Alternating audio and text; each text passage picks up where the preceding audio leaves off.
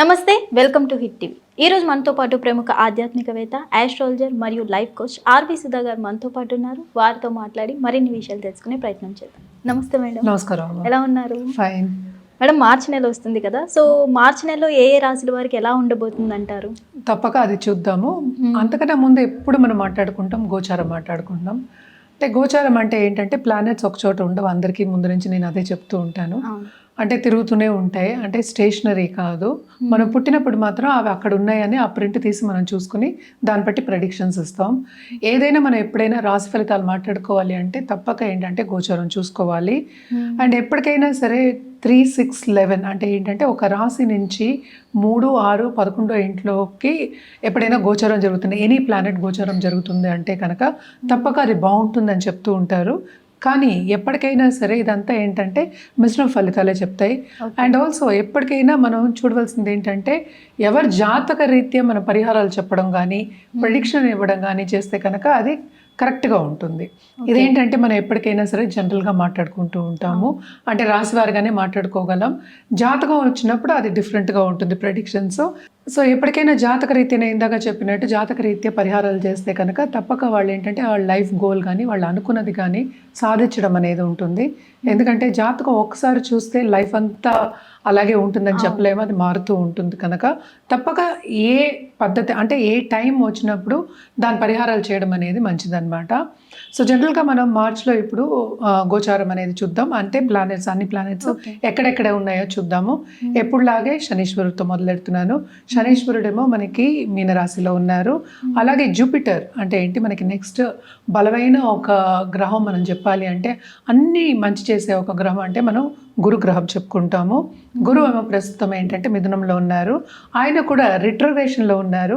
ఆయన March 11th direct అవుతున్నారు అనమాట. సో ఈ నెలంతా అక్కడే ఉంటారు. తర్వాత రాహుకేతువులు మనం చూసాము అంటే కుంభంలో రాహు, అలాగే ఏంటంటే సింహంలో కేతు ఉన్నారు.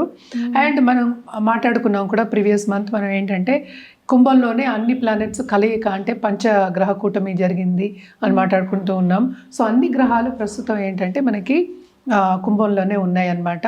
అంటే మెర్కురీ ఏంటంటే మనకి రిట్రోగ్రేషన్లో ఉన్నారు. ఆయన డైరెక్ట్ ఏమో 21st మార్చ్కి అవుతున్నారు, ఆయన కుంభంలోనే ఉన్నారు. అలాగే మనం చూసాము అంటే వీనస్ అంటే శుక్రుడు ఏంటంటే 2nd మార్చ్కి ఏంటంటే మనకి మీనానికి వెళ్తున్నారు. సో శనితో సంబంధం వస్తుంది. అలాగే ఏంటంటే ఉచ్చ స్థితి అనేది వస్తుంది అంటే మనకి శుక్రుడికి. అలాగే మనం మార్చ్ చూసామంటే ఆయన కంబషన్లో ఉన్నారు. అంటే కంబషన్ అంటే ఏంటి, అసలు సన్తో కలిసి ఉంటే అంటే సూర్యుడితో కలిసి ఉంటే కంబషన్ అంటాం. అంటే ఏంటి, కొంచెం స్తంభించిపోయే ఛాన్సెస్ ఉంటాయి. అంటే ఎక్కువ మనకి ఏంటంటే ముందుకెళ్ళే ఛాన్సెస్ అనేవి తక్కువ ఉంటాయి. అంటే ఏంటి, మార్స్ ఎనర్జీ అనేది తక్కువ ఉంటుంది. కంబషన్ అయినప్పుడు సన్ ఎనర్జీ అనేది పైకి వెళ్తుంది అని చెప్పడానికి కంబషన్ మనం చెప్పుకుంటున్నాం. ఆయన కూడా ఏంటంటే కంబషన్ నుంచి ఈ మంత్ బయటకు వస్తున్నారు. అలాగే నెక్స్ట్ మనం చూసాము అంటే సన్ ఏంటంటే మనకి మార్చ్ 15th మీనానికి వెళ్తున్నారు అనమాట. ఇది గ్రహస్థితి. అంటే మనం అన్ని ప్లానెట్స్ కవర్ చేసాం. మనకు తెలిసిందే ఏంటంటే చంద్రుడు 2 రోజులకు ఒకసారి మారుతూ ఉంటారు, 2.5 రోజులకి. సో ఇవన్నీ ఏంటంటే ఈ ప్లానెట్స్ కలిసినప్పుడు అంటే ఏంటంటే కలయిక ఉన్నప్పుడు కొన్ని యోగాలు అనేవి ఉంటూ ఉంటాయి అన్నమాట. సో దాని ప్రకారం మనం చూసామంటే 12 రాసుల వారికి, కొన్ని రాసుల వారికి చాలా బాగుంటుంది, కొన్ని రాసుల వారికి అంత బాగుంటుంది అనమాట. సో ఏదైనప్పటికీ మిశ్రమ ఫలితాలు ఎక్కువ ఉంటాయి. సో మార్చి నెలలో మీనరాశి వారికి ఎలా ఉండబోతుంది అంటారు? మీనరాశి వాళ్ళు కూడా మిశ్రమ ఫలితాలే చెప్పుకోవాలన్నమాట. ఈ రాశికి అధిపతి ఏంటంటే డైరెక్ట్ అయిపోతున్నారు, 4th హౌస్లో ఉన్నారు. తప్పక లాస్ట్ మంత్ కన్నా కొంచెం బెటరే ఉంటుంది, కానీ ఏలర్ట్స్ అనే ప్రభావం అనేది మనకి ఎక్కువ కనిపిస్తుంది అనమాట.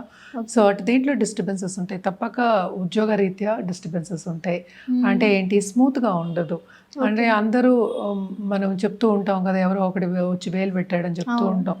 సో అలాగేంటంటే మనం సక్రమంగా చేస్తూ ఉన్నా కూడా ఏదో ఒక అడ్డంగా రావడం, ఎవరో ఒకళ్ళు డిస్టర్బ్ చేయడం కానీ. సో నిరుద్యోగులు కూడా ఉద్యోగ అవకాశం అనేది వచ్చే ఛాన్సెస్ ఉన్నాయి, కానీ వాళ్ళు అనుకున్న రీత్యా రావడం అనేది కొంచెం కష్టం. సో చాలా మందికి ఏంటంటే మనం ఏలర్ట్స్ అనే ప్రభావం మూలాన్ని నాట్ ఓన్లీ కెరియర్ అటేమో మ్యారిటల్ లైఫ్ కానీ లేకపోతే ఇంటర్పర్సనల్ రిలేషన్షిప్ కానీ కొంతవరకు దెబ్బతినే ఛాన్సెస్ కనిపిస్తున్నాయి. మనకి ఏదైనా సరే కెరియర్ పాత్లోనే మనకి ఫైనాన్షియల్ సిచ్యువేషన్ కూడా ఇంప్రూవ్ అవుతుంది, విచ్ ఇస్ ఈ మంత్లో కొంతవరకు అది అయ్యే ఛాన్సెస్ లేవు. కంఫర్ట్ లెవెల్ పెరుగుతుంది, కానీ ఇన్ కంపారిజన్ నేను చెప్పా లాస్ట్ మంత్స్ అంటే ప్రీవియస్ మంత్స్ తోటి.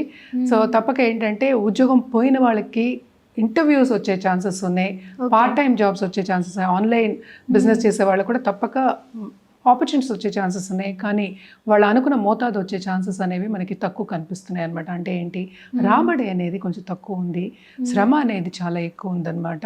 అండ్ ఆల్సో ఎవరైనా ఇప్పుడు ఎంఎన్సీస్లో పనిచేస్తున్నారు, కొంచెం మంచి పొజిషన్లో ఉన్నవాళ్ళు అంటే కనుక తప్పక వర్క్ ప్రెషర్ అనేది చాలా ఎక్కువ ఉంటుంది. అటు నెగిటివిటీ ఏదో ఒకటి చూపిస్తూ ఉంటుందన్నమాట. అండ్ ఆల్సో నేను ఇందాక చెప్పినట్టు అందరితోనూ ఇంటర్పర్సనల్ రిలేషన్షిప్ దెబ్బతింటాయి అనమాట. అంతే మన కొలీగ్స్ తోటి ఏంటంటే అంత సన్నిహితంగా ఉండదు రిలేషన్షిప్. ఎవరో ఒకళ్ళు వచ్చి మధ్యలో వేలు పెట్టడం కానీ, లేకపోతే ఏంటంటే డిస్టర్బ్ చేయడం కానీ, లేకపోతే మనం సక్రమంగా పనిచేస్తే ఆ మన్నన వాళ్ళు తీసుకోవడం కానీ, మేము చేసామని అంటే ఏంటి వాళ్ళకన్నా మేము బాగా చేసామని చెప్పుకోవడం కానీ. And also disturbance, lot of disturbance అనమాట. ఎస్పెషలీ పై వాళ్ళ దగ్గర నుంచి చాలా డిస్టర్బెన్స్ అనేది ఉంటుంది. సో కెరియర్ పాత్ అది హెల్త్ రీత్యా కొంతవరకు హెల్త్ సెన్సిటివ్ అయ్యే ఛాన్సెస్ ఉన్నాయి. సో తప్పక ఏంటంటే వీళ్ళు డైట్ ఫాలో అవ్వాలి, పర్సనల్ డెవలప్మెంట్ కేర్ తీసుకోవాలి. అంటే ఒక జపం కానీ, లేకపోతే ఒక మెడిటేషన్ కానీ, లేకపోతే ఒక పూజ చేయడం కానీ తప్పక చాలా మంచిదన్నమాట. అలాగా దాంపత్య జీవితంలో కూడా నేను ఇందాక చెప్పినట్టు ఇంటర్పర్సనల్ రిలేషన్షిప్ అంత బాగాలేదు కనుక సో జాగ్రత్త పడడం అనేది మంచిది. అంటే ఏంటి, దేనికైనా సర్దుకుపోవడం, పేషెన్స్గా ఉండడం అనేది ఎక్స్ట్రీమ్లీ ఇంపార్టెంట్. అండ్ టూరిజం ఇండస్ట్రీలో ఉన్నవాళ్ళు, హోటల్ ఇండస్ట్రీలో ఉన్న వాళ్ళకి మాత్రం తప్పక వాళ్ళకి చాలా బాగుంటుంది. ఎందుకంటే ఎప్పటికైనా సరే సర్వీస్ యాటిట్యూడ్ ఉన్న వాళ్ళకి చాలా బాగుంటుంది. శనికి ఎప్పటికైనా సరే సర్వీస్ అనేది ఇష్టం. ఈ రాశిలోనే మనకి శనీశ్వరుడు ఉన్నారు కనుక సర్వీస్ చేసే వాళ్ళకి కొంతవరకు ఏంటంటే ఊరట అనేది ఉంటుంది. తప్పక వాళ్ళకి శని బ్లెస్సింగ్స్ అనేవి ఉంటాయి కనుక వాళ్ళ మాత్రం బాగుంటుందన్నమాట. అండ్ ఆల్సో ఈ రాశిలో ఉన్న వాళ్ళు ఎవరైనా ఫారిన్లో అంటే సెటిల్ అయిన వాళ్ళకి కానీ, ఇప్పుడే వెళ్ళి ఫారిన్లో సెటిల్ అవ్వాలి అంటే స్టడీకి వెళ్దాము, లేకపోతే అక్కడే ఉద్యోగం చూసుకుందాము అనుకున్న వాళ్ళకందరికీ మంచి ఆపర్చునిటీస్ ఉంటాయి అన్నమాట. అండ్ మనం చూసాము అంటే కూడా అన్నీ ఖరీదవుతున్నాయి. సో తప్పక ఏంటంటే వీళ్ళు ఖర్చు పెట్టలేక మనకి మోతాదు అందక కొంతవరకు సతమతం అయ్యే ఛాన్సెస్ మనకి ఎక్కువ కనిపిస్తున్నాయి. అదే బిజినెస్ పీపుల్ కూడా కొంతవరకు లాసెస్ వచ్చే ఛాన్సెస్ మనకి ఎక్కువ కనిపిస్తున్నాయి అన్నమాట. శ్రమ అనేది చాలా విపరీతంగా ఉంది.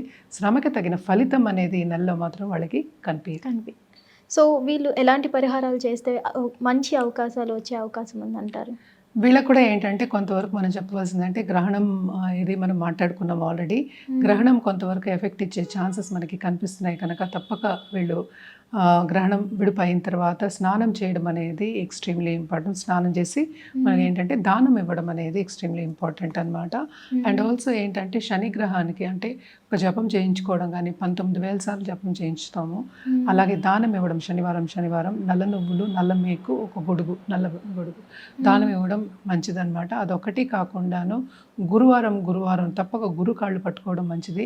దక్షిణామూర్తి అలాగే సాయిబాబా కానీ, లేకపోతే కృష్ణుడు, మనం జగద్గురు మనం చెప్పుకుంటూ ఉంటాం. ఏ గురువు అయినా సరే గురు కాళ్ళు పట్టుకోవడం, అలాగే ఒక నిండు బ్రాహ్మణ అంటే బాగా చదువుకున్న బ్రాహ్మణ ఆశీర్వచనం తీసుకోవడం, బ్లెస్సింగ్స్ తీసుకోవడం ఎప్పటికీ మంచిది. అది ఏంటంటే మనం ఎందుకు ఇవన్నీ చెప్తామంటే ఇంట్లో పెద్దవాళ్ళ బ్లెస్సింగ్స్ కూడా తీసుకోవాలి. సో ఈ కాలంలో ఎవరు చేయట్లేదు కనుక ఫస్ట్ ఇది చెప్పి మనం ఏంటంటే తల్లిదండ్రుల బ్లెస్సింగ్స్ కూడా తీసుకోండి. ఎప్పటికైనా సరే పెద్దవాళ్ళ బ్లెస్సింగ్స్, వాళ్ళు చెప్పిన మాట కొంతవరకు కన్సిడర్ చేసి ముందుకెళ్ళడం అనేది ఎక్స్ట్రీమ్లీ ఇంపార్టెంట్ అనమాట. మన రుద్రాక్ష విషయానికి వస్తే కనుక తప్పక వీళ్ళు అష్టముఖి రుద్రాక్ష వేసుకోవడం, దాంతోపాటు మనకి ఏంటంటే 13 ముఖి అని చెప్పాను, 13 కానీ 14 ముఖి రుద్రాక్ష వేసుకోవడం చాలా చాలా మంచిది. ఏదైనా సరే మనం సాధించాలి, మన ఎనిమీస్ మీద మనం పైకి రావాలి అనుకున్నప్పుడు ఇవన్నీ ఈ రుద్రాక్షలు చెప్పడం అనేది జరుగుతుంది. మనకి ఆల్రెడీ తెలుసు 12వ ఇంట్లోనే మనకి అన్ని గ్రహాలు ఉన్నాయన్నమాట. అండ్ ఆల్సో మనం చూసాము అంటే ఇప్పుడు మీన రాశికి మనకి వీనస్ అంటే శుక్రుడు వస్తున్నారు. సో తప్పక ఏంటంటే కొంతవరకు బాగుండొచ్చు, అంటే interpersonal relation especially love relationship బాగుండే ఛాన్సెస్ ఉంటాయి. కానీ కూడా ఏలాట్స్ అనే ప్రభావం అనేది ఎక్కువ ఉంది కనుక, అండ్ ఆల్సో ఖర్చులు విపరీతంగా ఉన్నాయి కనుక ఇవన్నీ ఏంటంటే జాతక రీత్యా మనం జాగ్రత్త పడి రుద్రాక్ష ప్రిస్క్రైబ్ చేయించుకుని వేసుకోవడం అనేది చాలా ఇంపార్టెంట్.